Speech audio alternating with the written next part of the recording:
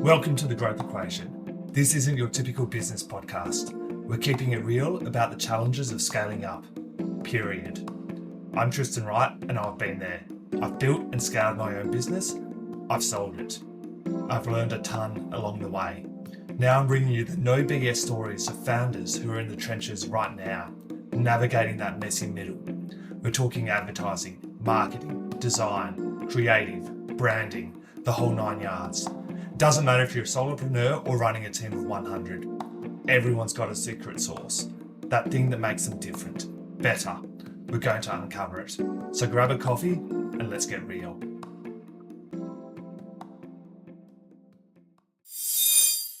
Today I'm talking to Ben Simpkin of Business Set fame and the Mastermind fame. Ben, welcome today, mate.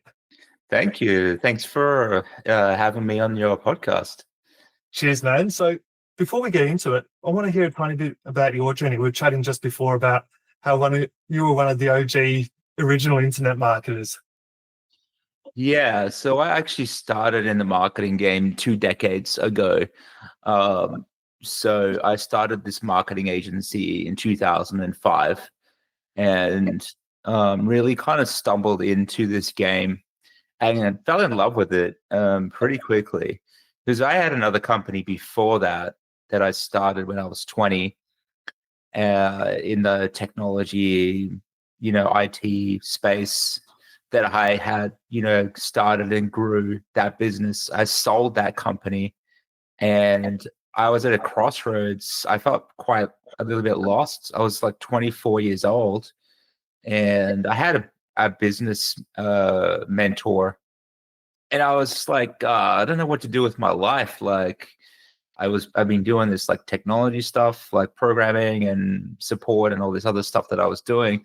I don't know what to do with my life now. It's like having a crisis at 24, which is like in hindsight or in like retrospect, like it's pretty crazy that I was like so worried about it. And I had done a little bit of marketing for one of my clients. I did a landing page and I did like an email, sent out an email offer, which at the time I didn't know what a landing page, I didn't know the terminology. I made a web page and I sent it out to like 10,000 people in his demographic. And he ended up selling $3 million worth of his service just from, I think that one email blast. Yeah, I think just like a lot of things kind of came together that weren't necessarily around me knowing anything. I was very lucky in a number of different ways that actually worked. I think I was extremely lucky that my first sort of shot at marketing was just dumb luck and that I was able to get such a big result because that was like, oh, this is really cool. I like this. This is really, I love this. This is good. So yeah, I sold my company and this mentor of mine, he says, why don't you do marketing? You seem to like marketing. I'm like, yeah, that's true. So I went in and started sort of focusing on marketing, getting a couple of clients, trying to figure my way through trial and error. But that's when I started looking at diving back into the learning marketing. I was like, well, I better learn marketing if I'm going to do marketing. So I went back to all the classics like Gary Halbert, Robert Collier, Claude Hopkins, all the direct response guys. It's where I really dove in and bought all of their books and just studied direct response marketing. That first landing page that you did would have been almost direct response as well. So had you done much study, or was it just what you'd picked up along the way? I tell you how it happened. So this would not have happened if I probably got any other client. It was a referral from my other company where we're doing like IT stuff. And this guy's like, can you help me do like online marketing? I'm like, oh, I'll give it a shot. Yeah, sure. But he had a copywriter at some point, and this copywriter wrote a newspaper ad. And he was selling $30 million a year from his newspaper ad. And what I did was I took that ad and I scanned it into the computer, and I found a graphic designer. I said, "Oh, can you make a page with like this exact text?" Hmm. So I basically replicated his newspaper ad and just put it on a page. And then somehow I figured out, oh, if I send it out to like people on an email, and they click on it, then it's the same kind of principle of getting people to read the newspaper. So I did that. It was just so lucky that he had a really good ad. Like his copy Yeah. was like cool, right?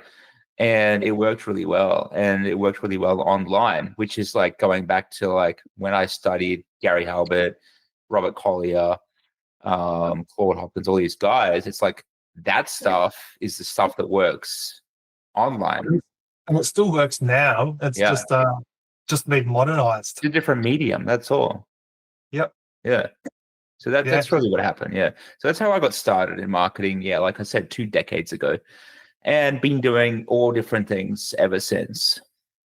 Yeah. So when did you set up the mastermind? So you've got an online, let's say, and it's a group mastermind coaching style program. When did that take off? Yeah. So I actually started the mastermind 10 years um after I started BusinessNet.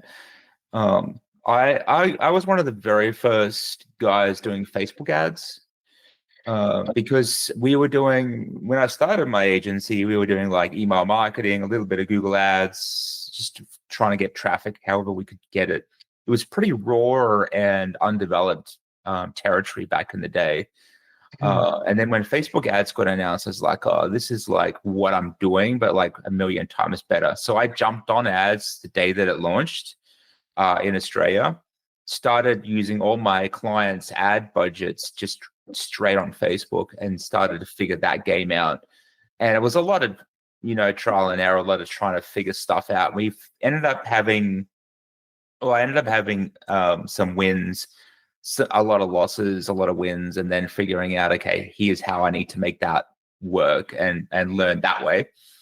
And then then in 2014, I started the mastermind, which was originally, it was going to be like a Facebook ads coaching program, and it kind of evolved as it grew, as people wanted to join. It evolved into quite a large company, or a large organization, I should say, of regular events in person, weekly coaching, like online training, like all these different things. I didn't really know what to do with it, to be honest, because it really took off on accident. The Hmm. mastermind really took off on accident, and I was like, I don't know what I'm doing. What do these people want? So I just started trying all different things, and then figure out a formula that people like, people can get results from. And I think it's like, I kind of feel like I always follow the same formulas in my career, is like, stumble into something, go and learn about it, do a lot of trial and error, and just like eventually figure out some sort of formula or system or something that I could then, run with. And I think that's really the same story with the mastermind too. And now, yeah, so we're speaking in 2024 right now. So the mastermind's been running for 10 years. Yeah. Yeah. And you're still running it now? Like I'm assuming it had its heyday maybe 5 or 6 years ago. Is it still similar size, or where's your focus now? Well, it's interesting you say that. We had it running, and we did the events and the different things, and for what I felt like at the time with the mastermind, the key value piece was the actual in-person events. That was kind of the driver. It wasn't really like a coaching type business. It was more Hmm. about an actual mastermind. And when COVID and this thing happened, we couldn't do events. We really just scaled it down and said, "Oh, we're not going to really do much with it. We'll do a little bit, but we're not going to really drive it that much while that was going on."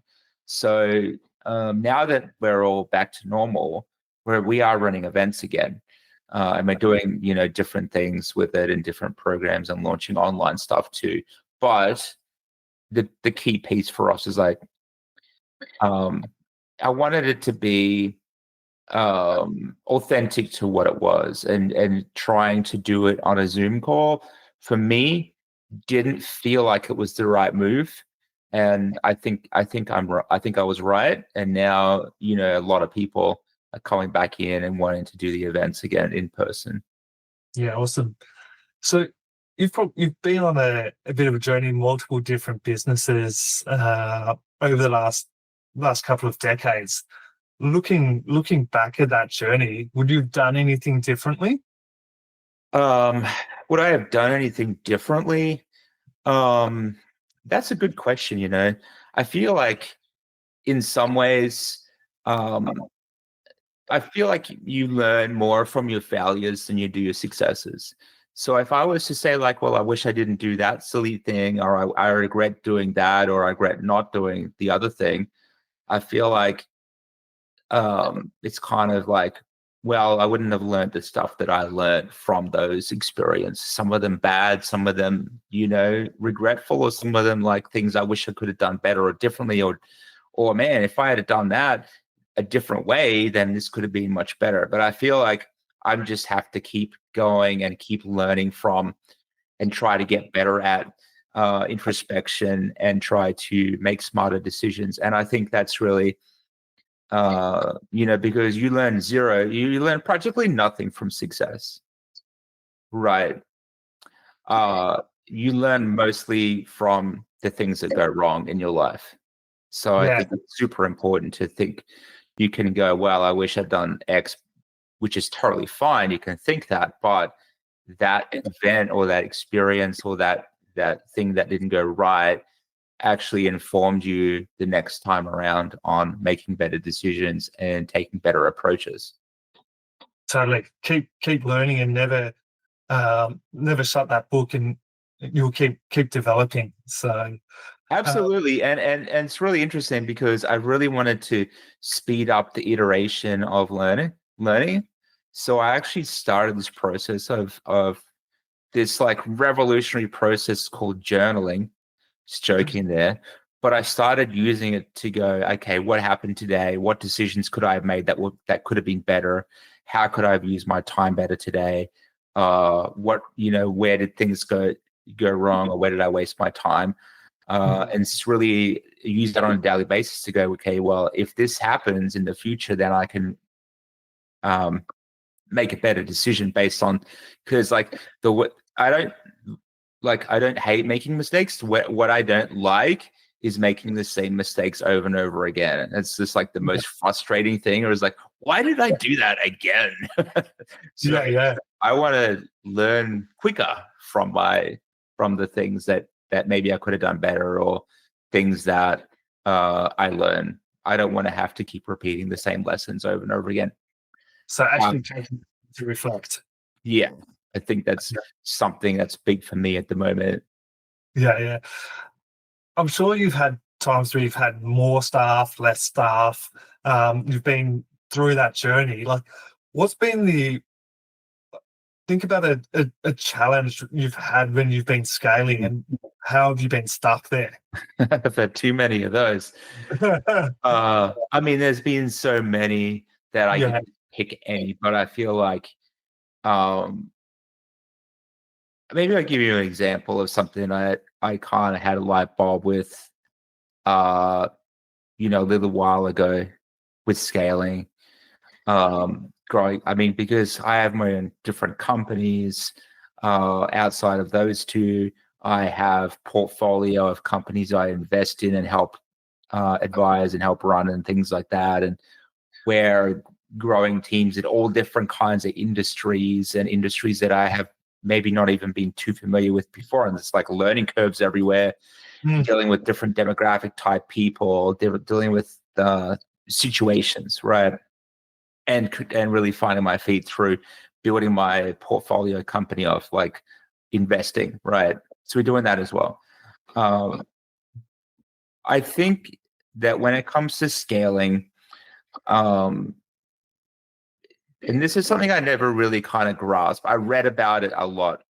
You got to have your mission, you got to have your vision, you got to have your values. But why is that so important? Well, if you don't have that stuff, it's the first step in the process. Like, why are you even growing your company? Is it because I want to be rich, or I want to have more money, or I have too many bills and I need to make more money? Like, what is that? It's not really a great reason to grow a business.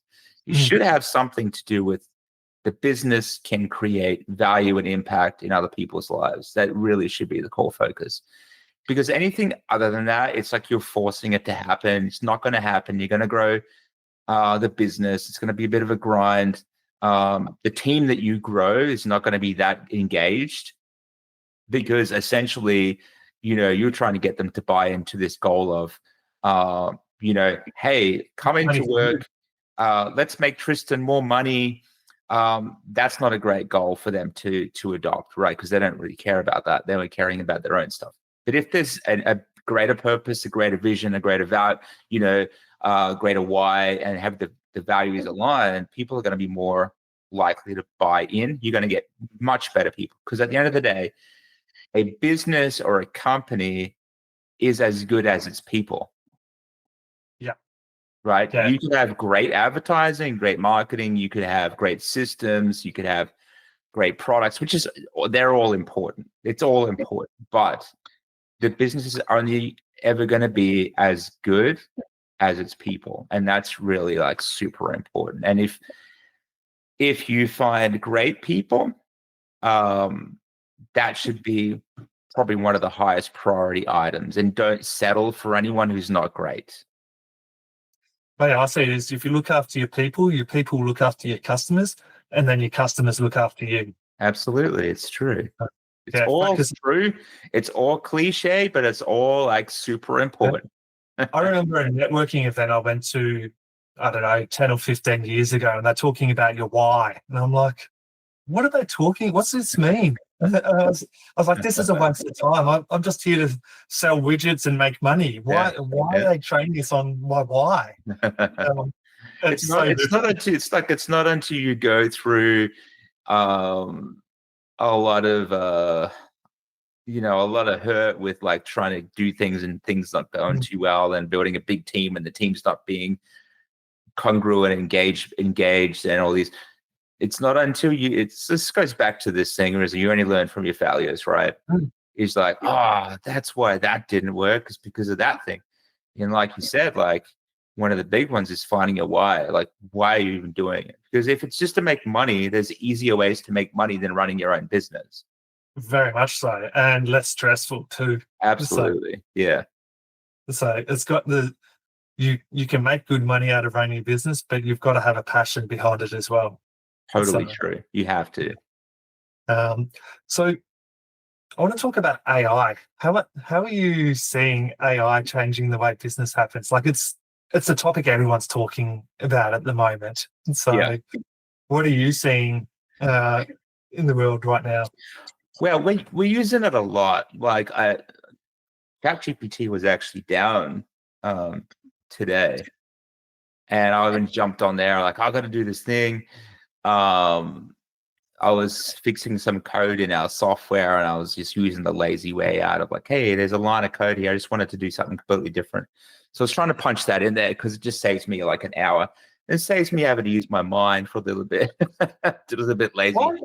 Why are you writing code when you're the CEO? Is it like you own multiple companies? Don't you have don't you have lots of other people to do that for you? Shouldn't you be making? I do have a lot of people on all the different teams, but they do their things, and there's stuff that I just do not get. If I'm not involved in it, I'm not involved in it at all. This is like somebody might come to me about a different department, and they're like, "Hey, can you do this?" Or what? I haven't heard back from this person, or what? I have no idea. So I'm either like all in, or I'm all out. If I'm all into a division or department, I'm all in, meaning I do write my own code. I do have some programmers. We do stuff together, but I do write a lot of. We launched a new piece of software. I programmed 90% of it, for example. But there's other things where I just do not get involved with at all, periods, and stuff that I don't even know. So if someone comes and asks me about a division that I'm not involved with, I wouldn't be able to answer even like one question about it. So that's kind of like how I divide things up. So I'm heavily involved in the technology. I'm heavily involved in marketing, advertising, um, things like that, and obviously strategic vision, plans, stuff like that as well. But I have teams for everything, but I'm involved in the stuff where I can provide the most value. So I have very high value I can provide in marketing. So obviously I've been doing it for 20 years. I've grown multiple companies. We've grown a lot of clients to like 10 million, $100 million a year through advertising and marketing. Programming I've been doing since I was 13 years old. So these are all my like high value items where I can actually provide extraordinary amount of value that would be very difficult for me to completely replace somebody. Yeah. So and it's stuff that I like to do as well. I mean, usually it's stuff you like to do, you're very good at anyway, generally. So I play in the areas where I can provide the most value. And it's like, why is a CEO still, creating some ads in Facebook? Why is he writing his own code? I'm great at it. And why wouldn't I want to do that? Whereas, maybe I don't want to be on 100 sales calls a week. I don't want to do my bookkeeping. Like there's a million things. I don't want to do my legal stuff or whatever, right? There's stuff that people just completely take off my plate. And there's stuff that I play in that I provide the most value. And I found for me, that's been the best. I've tried all different things. I've tried to completely delegate all the ads, all the marketing. I've tried to delegate all the programming, and it's never come back the way that I feel like it's never come back the level that I expect, that I want, that I can do myself. So why wouldn't I do it? So you focus on your areas of genius, and then you delegate the areas that you're not as good at or don't enjoy. Oh, to the extreme where it's just like I don't even want to know what that person's doing because I want to be in my lane. Yep. That's where you have that focus, and you're not jumping from one task to another. You can be 100% present and get the best outcome. Yeah, I can be across 3 or 4 things that I can provide the most value for, and I can leave everything else to the other people. Yeah. So going back to AI, like you're using obviously ChatGPT, but where do you see it going, or where else can you implement it? I use ChatGPT. I use Claude. We have a project in the works to probably use one of these other LLMs, open source ones, to tie into some of the stuff we're doing with the software as well. We haven't really started that at the moment. But at the moment, I'm using ChatGPT, OpenAI API, Claude for different things. We do things like automations. I'm looking at it like, how can we?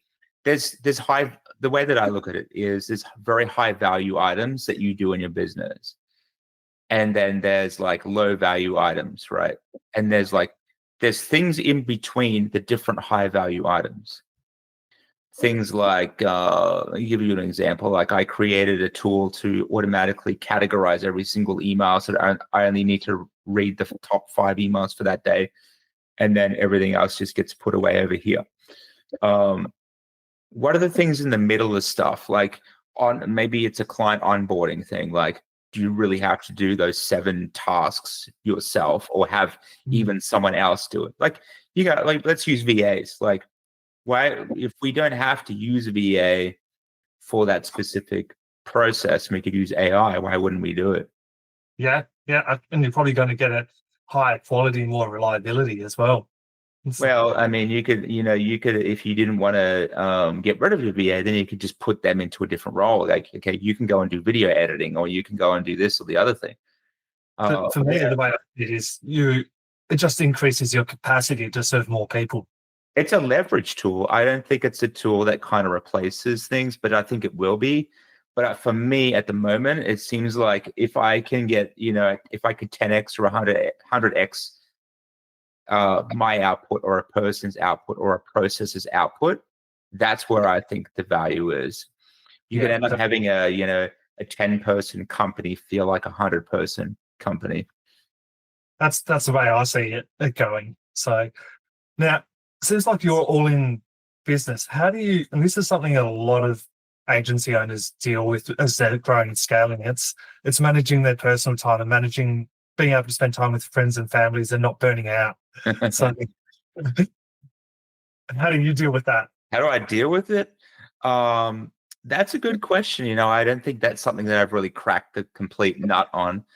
Mm, But it is something that I've done a lot of kind of study on psychology, obviously with marketing, with like habit development and things like that. And there's just I feel like anything you want to achieve can be done down to like practical steps. A lot of people try to rely on things like, I'm going to do better. I'm going to spend more time with my family, or I'm going to, have more willpower. I'm going to go to the gym more often, or whatever it is that they want to do.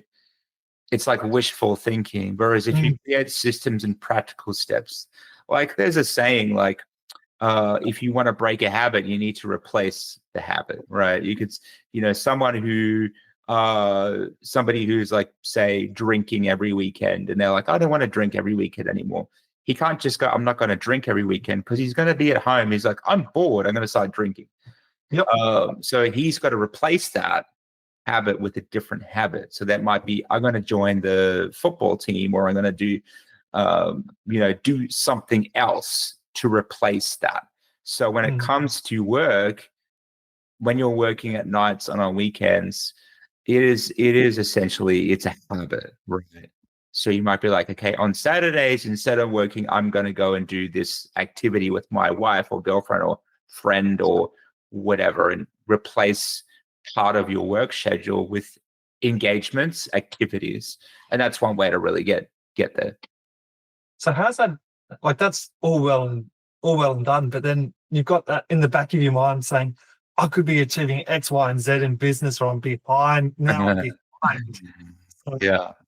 Well, I think that's just a deeper question. I mean, a lot of the operating system that you run off, and mm, without like sort of going off the beaten path, is like a lot of the things that you do subconsciously operates through your operating system, which is like your central nervous system and things like that. A lot of the things that you're not even aware of that you do are related to things that happen generally between when you're the ages of 8 to 14 yep. years old. And in fact, some of the studies suggest that some of the activities, behaviors, and ideas you have now formed when you were about 2 years old as well. So if you feel like I want to work so hard because I have to achieve something, it's probably going to come back to something that happened, Because your maybe team worked long hours when they were could have been when you that. Maybe you felt like that your parents didn't pay enough attention to you, or maybe some kid bullied you at school over something, or all mm, these different it could be something actually completely innocent that you mistook as a child as a negative experience, but was just a benign experience. And you've encoded that into your operating system, and now you run off that. And most people, 99% of people, don't even know about that, but they never address those issues. So mm. that's something to explore and go like, why do I feel like I have to work like 24 hours a day? A lot of these things. And it could be any kind of thing that happens, because at the end of the day, working a lot is a habit just as much as one man who drinks, or one person who gambles, or whatever, whatever it is, or someone who likes to spend 4 hours at the gym every day. It's just all behavior and habits. It's you can obviously, some of it's bad, some of it's good. At the end of the day, it's all just things that you do, and there's a reason why you do those things. And unlocking that can sometimes be finding out why you're doing that, and a lot of the times it's probably unconscious. And that's where NLP comes in. So a lot of people like NLPs, and life coaching has taken off in the last 5-10 years, and Totally, it has, and for there's a sure. lot of people that don't know how to practice it, but it's all about digging into your inner psyche and what was going on in your mind from when you were a child. Yeah, it's not easy, and there's a lot there. So that's definitely something that maybe someone might want to look at if they're having some issues. But in Yeah. terms of practicality wise, try to use as many practical tools. Don't rely on willpower as so much. And also, it's not about you being good or bad. It's about creating tools. Like if you're 4,000 years ago, if you're on the battlefield and you had like a big sword versus not having the sword, who's going to be more successful? It's basically having tools, having practical things that you can implement that allows you to operate in the way that you want to operate. For example, if you said, I don't want to work at nighttime anymore, I don't want to do this, or I'm working too much, as an example, or I don't spend enough time with my partner, rather than like beating yourself up about it, let's create tools around how you can make that happen. Yeah, like you can't just say I want to make changes. There's got to be a toolkit, a framework, a logic or a process that you need to follow. Yeah, you could find something that you and your partner want to do. Like, it could be as simple as a dinner once a week, or it could be like you both want to play a specific sport or a game or something like that, and create these events that you have to go to. Because if you have a meeting in your calendar, say at 10 a.m. with a new client, you're going to be there, right? Yep. Yeah. You're not going to make an excuse, "Oh, I don't have time to go see my new customer." Well, it should be the same kind of thing as like when you have an appointment with a partner or your kids, or like, and you don't have to put it in their calendar, just put it in yours. Where like, okay, Yep. 6 p.m. on Wednesday, I'm going to do this thing with this person, and have it in your calendar and treat it exactly the same. So you're not going to cancel it because it's in there. Right? It's a big problem though. So many people treat their business with more respect than they do with their family or their kids. They let those meetings go through. But at the end of the day, who what's most important? Is it your business or is it your family? Well, I mean, that comes into values, right? Yes. And that's a big discussion around what your values That's are. a whole bigger conversation. So yeah. Ben, thank you very much for your time today, man. If there's one piece of actionable insight that you could leave with everyone, what would that one piece of advice or one insight be? One piece of advice, I think, one piece of advice that I would have is really just whatever it is you're doing, you want to question everything, right? Am I in the right business? Is this problem is happening? Why is it happening? Find out why it's happening. Is this what I want to do? Is the way that I'm working with my clients the best way? Am I charging the clients the right way? Am I charging them enough, or am I charging them too much? Just ask questions about everything. And just accept. Don't assume things. And my favorite quote, actually, to finish, is in from a book called The Goal by Dr. Goldratt. And the quote goes something like, I should probably remember what this quote is, but I've just it's something like, uh, if you if you assume everything, if you assume everything, you automatically are not thinking at all. Right? I really butchered it, but it's really such a good quote. Is like, if you assume everything, you're not really thinking. Right? I'm just trying to see if I can find the quote really I quickly. can quote it. Googling it.